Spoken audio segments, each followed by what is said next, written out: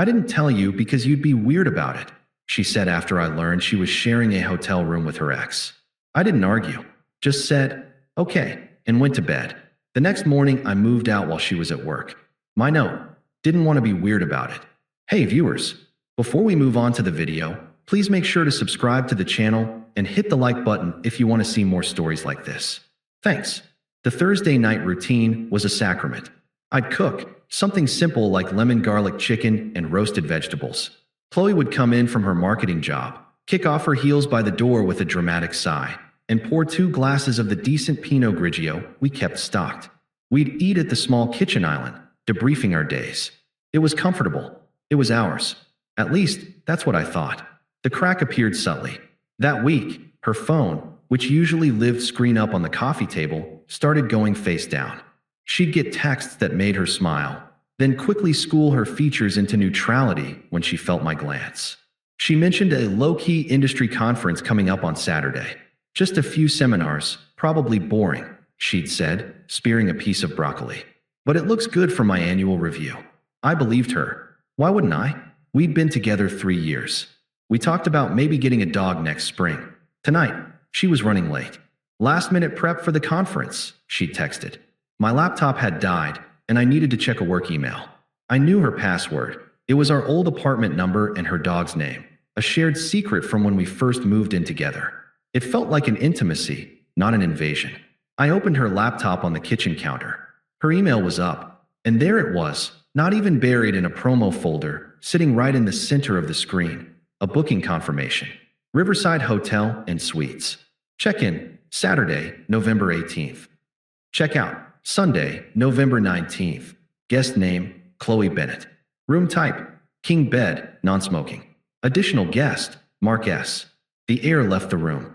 Mark, her ex-boyfriend from college. The one with the complicated friendship. The one whose texts sometimes made her laugh a little too hard. The one I'd quietly, stupidly, been insecure about for years. She'd always reassured me. He's just a friend, Alex. That chapter is so closed. You have nothing to worry about. My hand was steady as I picked up my wine glass. I took a slow sip. I read the confirmation 3 more times. The price was listed. It wasn't a conference block rate. It was a standard weekend rate for a single room. A king bed. The key turned in the door 40 minutes later. Chloe breezed in, all perfume and tired smiles. Ugh, what a day, she announced, heading straight for the wine bottle. How was the prep? I asked. My voice sounded normal. Eerily normal. Fine, tedious, she said, pouring a generous glass. Just printing name tags and things. You wouldn't believe the admin. Where's the conference again? The Marriott downtown, she said without looking at me, taking a long drink. I felt a cold clarity settle over me. The Marriott, not the Riverside Hotel. She froze. The glass hovered an inch from her lips. Her eyes, wide for a fraction of a second, darted to her closed laptop on the counter, then back to me. The mask of casual ease cracked, revealing calculation underneath. She set the glass down. Why would you ask that? Your email was open. I saw a confirmation. For the Riverside. For you and Mark. The calculation vanished, replaced by pure, defensive irritation. She didn't look guilty. She looked inconvenienced. Annoyed that her narrative had been disrupted. You went through my email? Her voice was sharp, an accusation designed to flip the script. The laptop was open. The confirmation was right there. I kept my tone flat. You're sharing a hotel room with Mark? She let out a heavy, put-upon sigh, the kind you'd use on a child who's asked, why one too many times. She crossed her arms. It's not a big deal, Alex. He's in town for the same conference. The rooms at the Marriott were, like, $300 a night. The Riverside was half that. It's just practical. Practical, I repeated. The word tasted like ash. Yes, practical. She rolled her eyes, a gesture that once felt playful and now felt contemptuous. We're splitting the cost. It's one night. You didn't think to mention this? 2, I don't know. Tell your boyfriend you were planning to share a bed with your ex-boyfriend? Her face hardened. Here it came. The preemptive strike. I didn't tell you because you'd be weird about it. She delivered the line with absolute certainty, as if stating a fundamental law of physics. You're always so insecure about Mark. You get that look. It's exhausting. I knew you'd overreact, so I just avoided the drama. It's just a room. We're just friends. You'd be weird about it. The phrase echoed in the silent kitchen. It wasn't an apology. It was a diagnosis, a condemnation of my character. The problem wasn't her secrecy. It was my inevitable, flawed reaction to it. She had made the decision for me, for us, based on my assumed deficiency. Are you going to make this a thing? She pressed, her voice dripping with exasperation. Because I'm really tired, and I have a big day Saturday. I don't have the energy for one of your moods. I looked at her. I saw the woman I'd loved, the woman I'd imagined a future with. But in that moment, I saw her more clearly than ever before. I saw the dismissal in her posture, the impatience in her eyes, the utter lack of respect disguised as pragmatism. The love I felt didn't vanish. It just curdled. It transformed into a profound, quiet understanding. Arguing would be weird. Questioning would be insecure. Expressing hurt would be a mood. She had boxed me in with her language, painting any response other than compliant acceptance as a symptom of my own failure. So I gave her the only response she'd left open for me. I took another sip of my wine, placed the glass carefully on the counter, and nodded. Okay, I said. No heat, no ice. Just a simple, factual acknowledgement. Message received. Her expression shifted from defensive irritation to confusion, then to a hint of triumph. She'd won. I wasn't making a thing. She mistook my clarity for capitulation. Okay, she asked, testing. Okay, I confirmed. I walked past her, out of the kitchen. I'm going to bed. Well, good, she said to my back, the wind momentarily gone from her sails. It's not a big deal, Alex. You'll see. I didn't reply. I walked down the hall to our bedroom, closed the door softly, and got into bed. I lay in the dark, staring at the ceiling.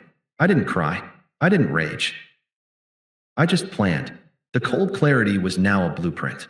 Every item in the apartment was mentally cataloged as mine, hers, or ours. The ours items no longer held any meaning. They were just objects to be navigated around. The betrayal wasn't in the hotel room. Not really. It was in the sigh, the eye roll, the you'd be weird about it. It was in the deliberate choice to conceal, to manipulate the truth because she judged my honest reaction as an inconvenience. She hadn't trusted me with the truth because she didn't respect me enough to handle it. She saw me as a problem to be managed, not a partner to be respected. As her breathing evened out in sleep beside me, the last of the emotional tether snapped. I felt it go, silent and final. I was already gone. I woke at 5:45 a.m. before the alarm. Qley was asleep, her back to me, a vague shape in the pre-dawn gray. I watched the slow rise and fall of her shoulders for 1 minute. This was the last time. I felt nothing. Not anger, not sadness. A hollow, clean neutrality. I slid out of bed with the care of a ghost. In the living room, I started with the essentials. Laptop, charger, important documents from the filing cabinet. My suitcase from the closet, my duffel bag. I packed clothes methodically, a week's worth of work attire, gym clothes, jeans. I left the sweater she'd given me last Christmas folded on the dresser. I left the silly novelty socks from our first vacation together in the drawer. The books on the shelf were easy. These were mine, those were hers. I took mine, stacking them neatly in a cardboard box I'd flattened and stored in the closet. The framed photo of us at the beach? I left it on the shelf. It was part of her story now, not mine. In the bathroom, I cleared my side of the cabinet. Toothbrush, razor, cologne, the expensive moisturizer she'd teased me for buying. I left the shared toilet paper, the half-used tube of her toothpaste, the basket of bath bombs we'd bought together. By 7 a.m., the core of my life was packed into my car, which I'd loaded through the building's back entrance to avoid the security camera pointed at the front parking lot. I made 2 trips. It was efficient, quiet. At 7:15, I heard the shower turn on. My heart rate didn't spike. I just moved to the final phase. I took a sheet of plain printer paper and a pen from the kitchen drawer. I stood there, the pen poised. What was there to say? Explanations would be weird. Justifications would be dramatic. Emotion would be a mood. Her words from last night were the perfect, sterile framework. I wrote in clean, block letters. Didn't want to be weird about it. My key is on the counter. Do not contact me. Alex. I placed the note in the center of the kitchen island, the holy altar of our Thursday night sacraments. I set my apartment key beside it, the metal making a soft click on the granite. I did a final walkthrough. The space looked lived in, but subtly altered. A gap on the bookshelf. An empty spot on the bathroom counter. It was the apartment of someone who had left, not someone who was coming back. The shower stopped. Time to go. I closed the front door behind me for the last time, listening for the solid thunk of the lock engaging. I didn't look back. I got into my car, which now held the tangible sum of my independence in boxes and bags. I didn't drive away immediately. I sat in the driver's seat, hands on the wheel at 10 and 2. I looked at the building, at the window of what was, for 3 more hours, still technically my apartment. I waited for the feeling, the crushing grief, the fiery anger. It didn't come. There was just a vast, quiet emptiness. Not the emptiness of loss, but the emptiness of a canvas that has been wiped clean. It was terrifying and peaceful in equal measure. My phone buzzed in the cup holder. A notification for a 9:30 a.m. meeting I'd almost forgotten. The mundane anchor of reality. I put the car in drive and pulled out of the parking lot. I drove to a boutique hotel across town, one I'd booked on my phone at 2 a.m. while lying beside her. I'd paid for a week. It was a stopgap, a sterile bubble in which to think. The clerk handed me a key card. The room was anonymous and quiet. I placed my suitcase on the luggage rack, set my laptop on the desk. I sat on the edge of the bed. Now, the silence was absolute. No hum of our fridge, no distant traffic from our street. Just the faint, impersonal whir of central air. I thought of her finding the note. The confusion, then the dawning comprehension. The panic. I didn't crave it. I didn't dread it. It was simply a next event, happening in a parallel world that no longer intersected with mine. The feeling that finally surfaced wasn't about her at all. It was a deep, bone-level exhaustion, and underneath it, the first faint spark of something else. Something that felt like oxygen returning to a room that had long been starved of air. It was over, and I had been the one to end it, not with a scream, but with a whisper, not with a fight, but with a simple, devastating acceptance of what she had offered me. Nothing. I lay back on the unfamiliar bed, staring at a different ceiling. I had a list of things to do. Call my landlord, the lease was in my name, forward my mail, find a realtor. But for now, I just breathed. The weird, dramatic, moody part was over. Now, the rest of my life could begin. The hotel room was a cocoon of white noise and neutrality. I slept for 12 hours straight, a deep, dreamless coma of exhaustion. When I woke on Saturday morning, the day of the conference, the silence felt like a physical presence. I ordered overpriced room service coffee and sat at the desk, powering on my laptop. The first order of business was surgical detachment. I changed all my passwords. I removed her as an emergency contact from my work files. I logged into our shared streaming accounts, the ones under my email, and changed the passwords there too. It wasn't petty, it was administrative. Closing joint ventures. My phone, which I kept on Do Not Disturb, lit up like a distress beacon when I finally looked at it. 1:42 p.m., Saturday, Alex. Where are you? Did you go somewhere for work? The note, what does this mean? 3:15 p.m. Okay, this isn't funny. Call me. We need to talk. 5:08 p.m. You're really doing this? Over a misunderstanding? I'm at the conference. Call me. 10:31 p.m. You're being childish. You just left. You can't ghost me like this after 3 years. I read them with a clinical detachment. The progression was textbook. Confusion, annoyance, accusation. No apology. No acknowledgement of the misunderstanding being her deliberate lie. I didn't block her number yet. I wanted to see the script play out, but I didn't respond. Silence was my only language now. Sunday brought a new tone. 9:17 a.m. Sunday, Alex, please. I'm coming home. Can we please talk when I get back? I'm sorry I wasn't more transparent. Transparent. A corporate buzzword for a personal betrayal. Still not, I'm sorry I lied. Not, I'm sorry I shared a bed with my ex. I drove to a storage unit I'd rented online and moved the boxes from my car. It felt good, like consolidating troops. In the afternoon, my friend Dave called. Dude, what is going on? Qley just called my wife, sobbing. She says you vanished and left a cryptic note. She's freaking out. I took a slow breath. Did she tell you why? She said you had a fight about her going to a conference. That you overreacted. I could see it. Her version, polished for sympathy. He got weird about a work trip and just abandoned me. Dave, she booked a hotel room at the Riverside for Saturday night. A king bed. The reservation was for her and Mark. She told me it was a conference at the Marriott and never mentioned he was involved, let alone sharing the room. I found the confirmation. When I asked, she told me she didn't tell me because I'd be weird about it. The line was silent for a long moment. "Oh," Dave said finally. The single syllable was heavy with understanding. "Mark? Seriously? Seriously? Man, that's yeah. Okay. My wife is going to have a field day with this. She never liked how chummy Qley was with him." He paused. "What do you want us to do?" "Nothing. I just don't want to be the villain in the story she's telling." "You asked. Now you know. Do you want us to not talk to her?" "That's up to you. I'm not asking anyone to choose sides. I've just chosen my own peace." The phrase felt true as I said it. By Monday, the mutual friend radar was pinging hard. Texts from a few others, tentatively asking if I was okay. To each, I sent the same, calm, factual reply. "Ask Qley about the Riverside Hotel booking for her and Mark. Once you have her version, if you still want to talk to me, I'm here." It was a truth grenade. I wasn't arguing my case. I was just directing them to the source material and letting them draw their own conclusions. The responses were revealing. "Yikes. She told me it was a totally separate room situation. I'll talk to you later." "Wow. Okay.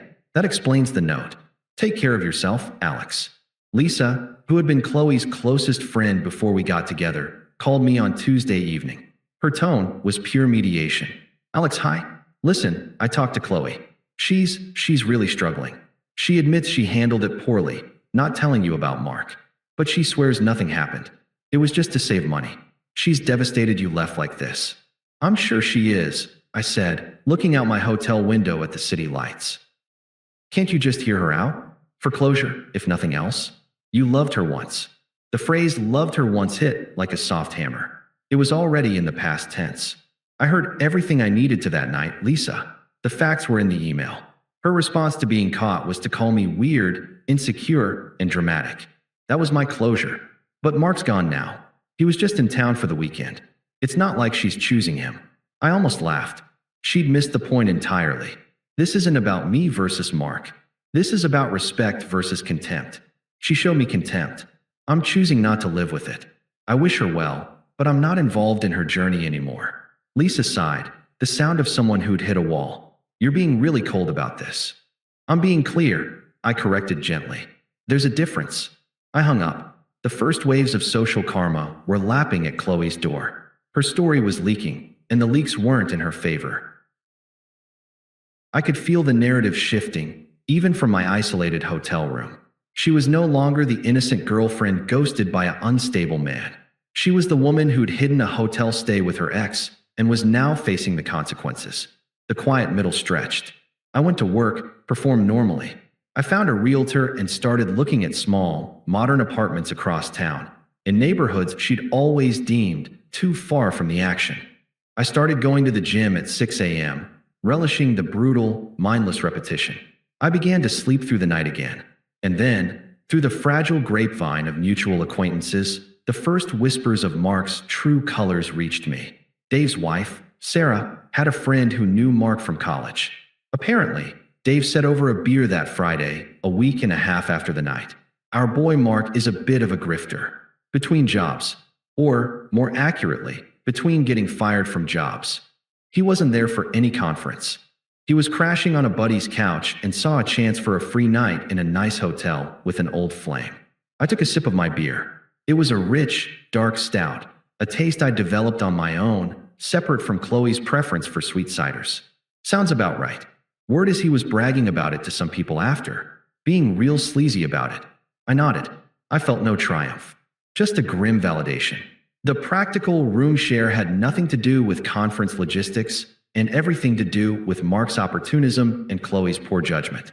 The foundation of her justification was made of sand, and the tide was coming in. The consequences weren't a thunderclap. They were a slow, suffocating drizzle. I signed a lease on a new apartment, a sleek one-bedroom with a view of the river, not the downtown skyline she loved. Moving in was a solo, satisfying project. Every piece of furniture I bought was mine, chosen for function and my taste alone. The space echoed, but it echoed with potential, not absence. The reports from the old life trickled in, no longer sought by me, but offered by a universe that seemed bent on keeping me informed. Financial stress, Sarah mentioned it casually. So, Chloe's apartment. The lease is in your name, right? She called the management company in a panic, trying to get it switched to hers.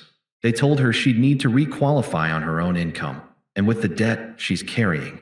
She didn't finish. I knew. My salary had covered the bulk of the rent. Chloe's lifestyle, the Pilates classes, the nice wines, the constant stream of online packages, required dual income. Alone, she was drowning. I'd paid the final month's rent as required by my lease, giving her a 30-day life raft. The clock was ticking. The Mark situation, he didn't leave town. According to the grapevine, now fertilized by Chloe's own desperate confessions to remaining friends, Mark had nowhere to go. His couch-surfing arrangement had expired. In a move of staggering folly, Qley let him move into our, now her, apartment. Temporarily, she'd said.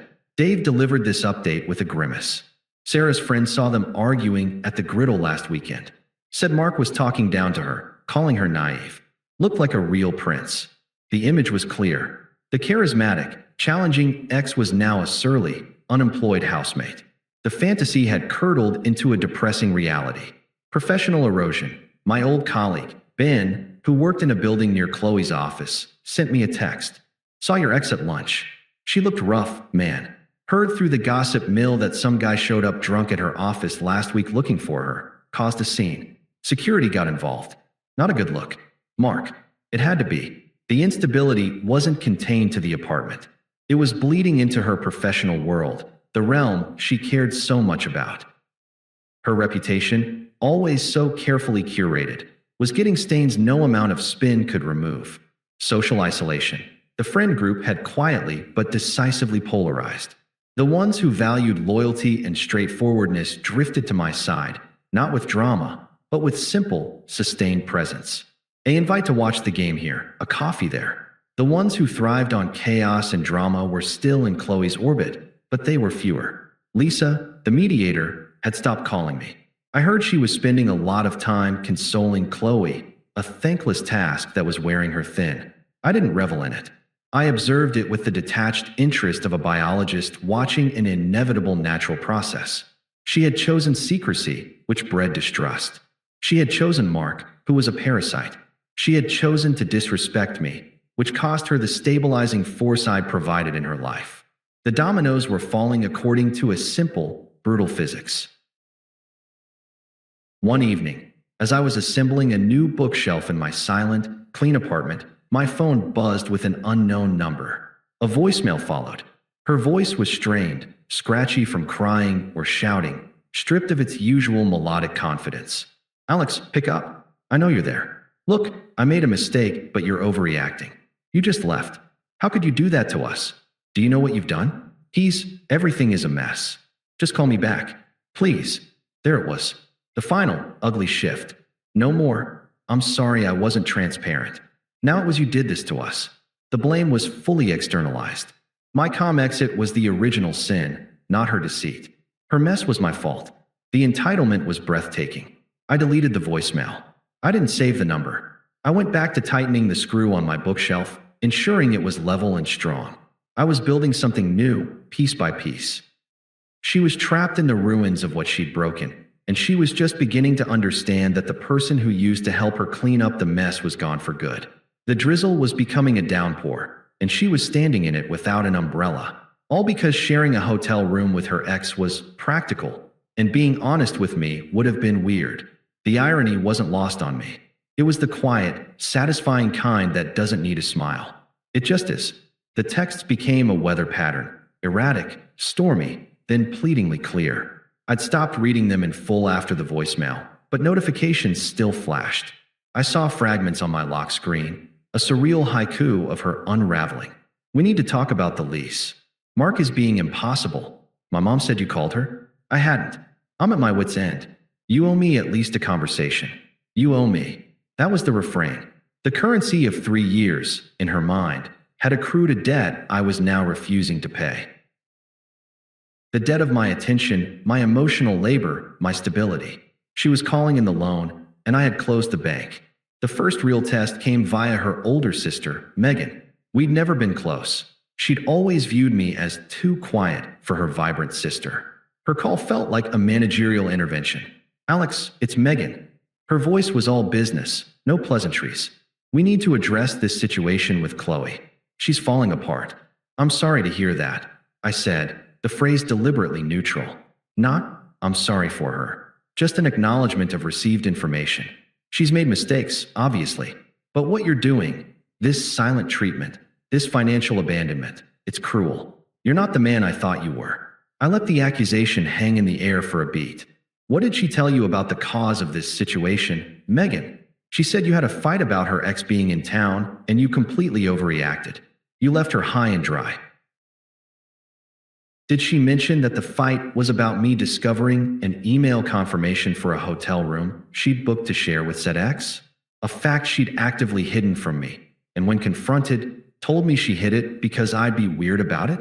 A pause, slightly shorter than Dave's had been. She said it was just to save money. Nothing happened. The issue isn't what may or may not have happened in the room, Megan. The issue is the lie, the disrespect, the contempt in her tone when she dismissed my feelings as weird. I chose not to accept that treatment. The financial and logistical consequences are a direct result of her choices, not my cruelty. She chose to lie. She chose to share a room with another man. She is now facing the reality of those choices, as an adult does.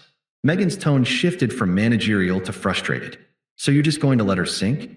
After everything? You loved her. Past tense, I said calmly. And I'm not letting her do anything. She's an autonomous person experiencing consequences.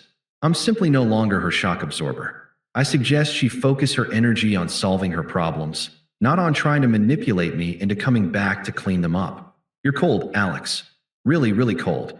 The line went dead. I felt nothing, not even a flicker of guilt. Megan was part of the toxic ecosystem that had enabled Qley's entitlement. Their family motto might as well have been, your feelings are an overreaction to our actions. I was done with that entire language. The confrontation happened on a rainy Tuesday evening, 2 months after I'd left. I was leaving my new gym, a premium place with a parking garage. My hair was still damp from the shower, my gym bag slung over my shoulder. I was unlocking my car, a newer, quieter model I'd leased after returning the old one we'd co-signed for, when I saw her. She was leaning against a concrete pillar, looking like a ghost of herself. Her once bright eyes were shadowed, her posture slumped. She'd lost weight, but not the healthy kind. She looked frayed. You're a hard man to find, she said. Her voice was raw. Had to follow Dave's Instagram to figure out where you work out now. I finished unlocking the car, opened the back door, and placed my bag inside. I turned to face her, keeping the car door between us like a polite barrier. Qley, you just left, she burst out, the words cracking. After 3 years. You didn't fight. You didn't yell. You just left. Like I was nothing. Like we were nothing. I observed her pain. It was real, but it was the pain of consequence, not of remorse. I stated a boundary. You crossed it with a lie and a dismissal. Staying would have told you I accepted that treatment. I didn't. It was one night. One stupid, practical decision I didn't tell you about because I knew you'd be like this. The old script, but delivered with desperate energy now. You were right, I nodded. I am like this. I don't accept lies. I don't accept being spoken to with contempt. So your assessment of me was correct. Your gamble that I'd just get over it was wrong. She blinked, thrown by my agreement.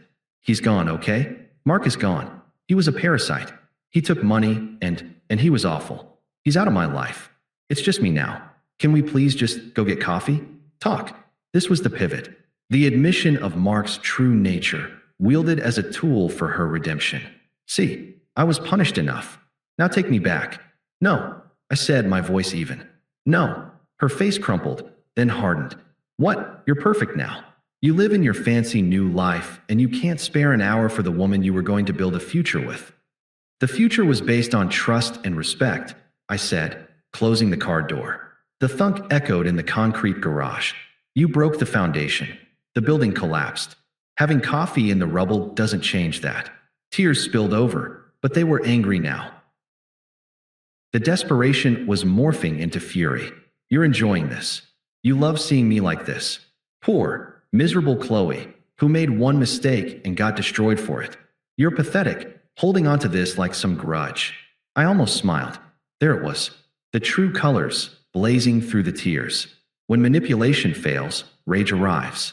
I'm not holding on to anything, I said, opening the driver's door. I've let it all go, including you. You're the one who followed me here. You're the one holding on. I got in the car. She slammed her hand on the roof. Fine, walk away again. You're a coward, Alex. You're running from real emotion, from real conflict. You'll die alone in your perfect, quiet little life. I started the engine. The purr was soft and final. I rolled down the window just an inch. Take care of yourself, Qley. As I reversed out, I saw her in the rearview mirror, standing alone under the harsh fluorescent lights, dissolving into helpless, furious sobs. I felt a distant pang, the faint echo of an old protective instinct, but it was smothered by the profound quiet of my own peace. She was a storm, and I had finally reached calm water. I didn't look back. 6 months to the day after I left the note, I was in the gourmet grocery store near my new apartment. I was buying ingredients for a dinner I was cooking for Sarah and Dave, a thank you for their unspoken loyalty. My cart held thick ribeye steaks, fresh herbs, wild mushrooms, and a bottle of expensive Cabernet. It was a card of contentment, of a life built on solid ground. I was comparing 2 types of sea salt when I felt a presence hovering at the end of the aisle. I looked up. It was Qley. The contrast was so stark it was almost theatrical. I was in well-fitted dark jeans and a soft, high-quality sweater, fresh from a weekend hike. I looked healthy, rested, solid. She looked diminished. She wore a red vest over a white shirt, the uniform for the cell phone kiosk in the mall across the street. Her hair was pulled back in a severe ponytail. In her hands was a small basket holding a cheap frozen dinner, a box of off-brand tea bags, and a discounted bar of chocolate, the portrait of quiet exhaustion. Our eyes met. Hers widened, flooded with a chaotic mix of shock, hope, and shame. Mine registered her, then returned to the salts. I chose the flaky Malden, placed it in my cart, and began to push forward, intending to pass her with a nod. Alex.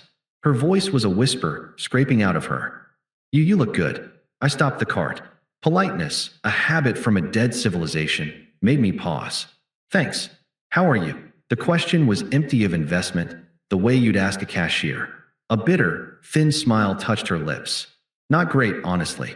She seemed to gather herself, her gaze dropping to my full cart, then back to her meager basket. Mark. He cleaned out my savings before he left. For bills. He never paid a cent. I lost the apartment. I'm at my mom's. Just working this for now. She gestured weakly at her vest. I nodded. I'm sorry to hear that. The words were automatic, clean. A social script. I wasn't sorry for her. I was acknowledging a report of misfortune. The script, for her, was an opening. Her eyes brimmed. I miss us, she said, the words rushing out. I think about it every day. What I threw away. I made a terrible, terrible mistake. The biggest of my life. Can we ever? Is there any way? I didn't let her finish. I didn't need to hear the plea. My voice was calm, definitive, free of any cruelty or gloating. It was simply factual. Qley, that chapter's closed. I've moved on. Completely. She flinched at completely. Moved on? To what? To who? To my life? I said, not taking the bait about another woman. I've moved cities, actually. Accepted a director position with the firm. I start next month. You're leaving? The panic in her voice was visceral. My physical departure would make her loss permanent, geographical. A final nail. The opportunity was too good to pass up. I checked my watch, a smooth automatic piece I'd bought as a gift to myself for the promotion. I actually need to go, meeting my realtor to close on a condo before I move. A condo, a director position. The facts landed like stones. I wasn't just surviving without her. I was thriving in a way that was visibly, tangibly beyond the life we'd had together. Her face crumpled. The careful hope shattered, revealing the raw despair beneath. So that's it, she whispered, a tear tracing a path through her light makeup. After everything we were, you just become a stranger? You buy fancy salt and a condo, and I'm just a girl in a red vest buying a frozen dinner. I looked at her then, really looked. I saw the ghost of the woman I'd loved, buried under poor choices and their bitter harvest. I felt the last tiny filament of old connection snap, soundlessly. It was the moment you chose to hide that hotel room, I said, my voice quiet but absolute in the hushed, overly bright aisle. The moment you decided my trust was less important than your convenience. My feelings were weird. My reaction was a mood. You made your choice. This, I gestured not at her basket, but at the space between us, is just the landscape after that choice. I saw the understanding finally, truly, dawn in her eyes. It wasn't about Mark. It wasn't about a single night. It was about a fundamental disrespect she deemed acceptable. And I, the man she judged as too safe, too boring, too weird, had possessed a quiet strength she never anticipated. The strength to walk away and never look back. Take care of yourself, I said. It was neither a wish nor a curse. It was a dismissal. I pushed my cart past her. I didn't glance back. I walked toward the checkout, the wheels rolling smoothly on the polished floor. I paid for my steak and my wine and my fancy salt. I loaded the bags into the trunk of my car. As I drove away, I didn't think about her standing there. I thought about the sear I'd get on the ribeyes, the wine Dave would bring, the laughter that would fill my new apartment. I thought about the view from my future condo, in a new city, where the past was just a closed book on a shelf. The sky was clear, the road ahead was open, and the quiet in my heart was no longer the quiet of emptiness, but the profound, unshakable quiet of peace. She had tried to make me feel small, weird, and insignificant. In the end, her attempt had been the catalyst that showed me my own size, my own strength. And for that, I supposed, in the most detached way possible, I could almost thank her. Almost, but not quite. She didn't deserve that much space in my head. Not anymore. Thanks for watching. Make sure to subscribe to the channel and hit the like button. What do you think about this story? Share it in the comments.